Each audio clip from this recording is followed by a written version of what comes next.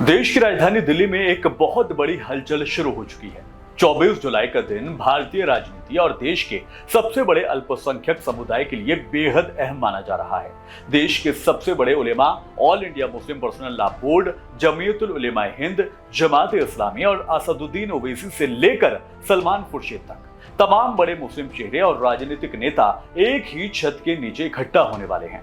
आखिर अचानक 24 तारीख को ये इमरजेंसी बैठक क्यों बुलाई गई है? वो कौन से 5 बड़े मुद्दे हैं जिन पर देश भर के मुस्लिम तंजीमों का ये जमावड़ा लग रहा है? और क्या ये बैठक देश की आने वाली राजनीति का रुख बदलने का काम करेगी? आज के इस वीडियो में तमाम सवालों के जवाब आपको देने वाले हैं, इसीलिए आप तमाम लोगों से गुजारिश है कि वीडियो को आखिर तक जरूर देखिएगा। आदाब, नमस्कार, स्वागत है आपका। मैं हूं आपके साथ शफान अंसारी और आप देख रहे हैं द पिलर इंडिया।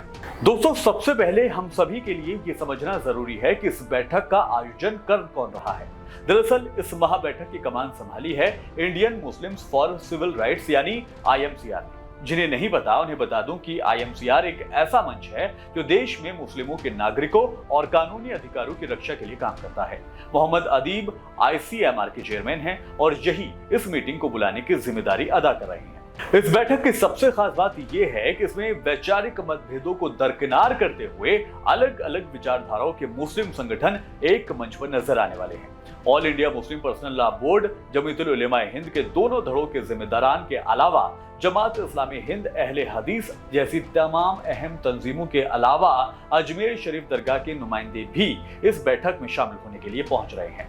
मजहबी तंजीमों की अहम लीडरान की बात करें तो इस मीटिंग में कई अहम नामों की चर्चा हो रही है, जैसे मौलाना महमूद मदनी, मौलाना असगर अली इमाम मेहदी, शिया आलिम मोहम्मद कल्बे जवाद, मौलाना खालिद रशीद फिरंगी महली भी इस बैठक में पहुंच रहे हैं। इसके अलावा दोस्तों, राजनीतिक गलियारे से भी कई लोग यहाँ पर पहुंच रहे हैं, जैसे कि MIM के चीफ असदुद्दीन ओवैसी, कांग्रेस के senior leader Salman Khurshid, PDP से महबूबा मुफ्ती, नेशनल कॉन्फ्रेंस से फारूक अब्दुल्ला और हाल ही में चुने गए कई मुस्लिम सांसद भी इस बैठक का हिस्सा बन रहे हैं। यानी एक तरफ मजहबी लीडरशिप है तो दूसरी तरफ राजनीतिक प्रतिनिधित्व भी यहाँ पर नजर आने वाला है।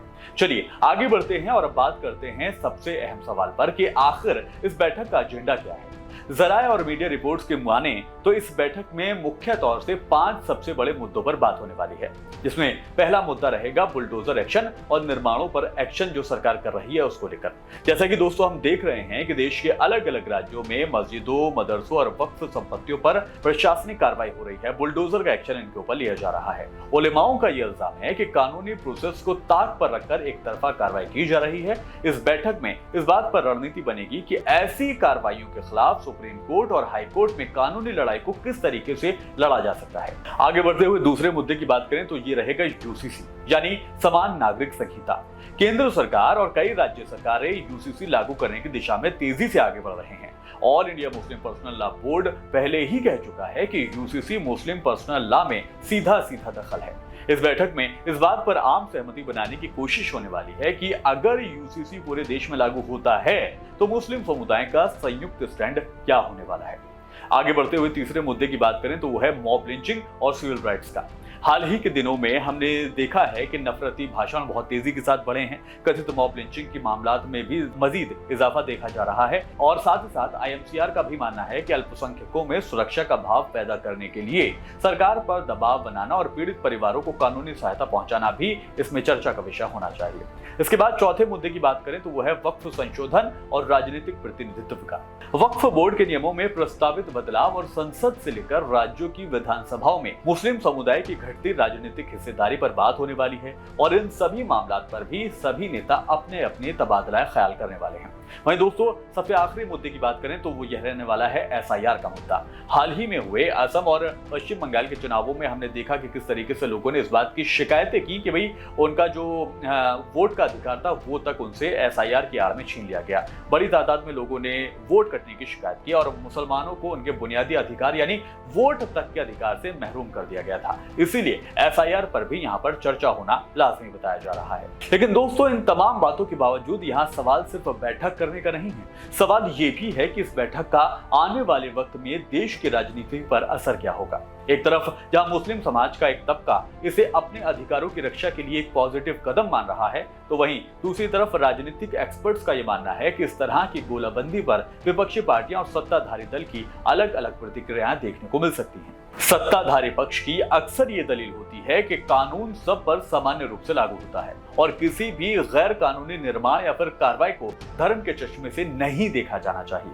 वहीं मुस्लिम संगठनों का ये कहना है कि वो संविधान के दायरे में रहकर अपने फंडामेंटल राइट्स की मांग कर रहे हैं। ऐसे में 24 जुलाई की ये बैठक सिर्फ एक बातचीत के तौर पर नहीं देखी जा रही, बल्कि आने वाले वक्त में देश के सामाजिक और कानूनी ताने बाने पर बड़ा असर डालने वाली के तौर पर देखी जा रही है। तो दोस्तों, 24 जुलाई की ये बैठक कई मायनों में ऐतिहासिक होने जा रही है, क्योंकि बहुत ही लंबे अरसे के बाद देश के तमाम अहम मुस्लिम तंजीमें और सियासी लीडर एक ही मंच पर अपनी बातों को तबादला ख्याल करते हुए नजर आने वाले हैं। अब देखना ये होगा कि इस बैठक के बाद क्या कोई बड़ा प्रस्ताव पारित होता है या फिर कोई यूनाइटेड फ्रंट सामने आता है या फिर नहीं। बाकी इस पूरी बैठक पर आपकी राय क्या है? क्या आपको ये लगता है कि उलेमाओं और नेताओं का एक मंच पर आना मुस्लिम समुदाय के मुद्दों का समाधान निकाल पाएगा? अपनी कीमती राय हमें कमेंट सेक्शन में जरूर लिखकर बताएं। फिलहाल मेरे साथ इस वीडियो में अभी के लिए इतना ही। वीडियो अगर जानकारी से भरा हुआ लगा हो तो वीडियो को लाइक कीजिएगा, शेयर कीजिएगा और हमारे चैनल को सब्सक्राइब करना बिल्कुल मत भूलिएगा। फिर होगी मुलाकात किसी और मौजू के साथ, तब तक रखिए अपना ख्याल।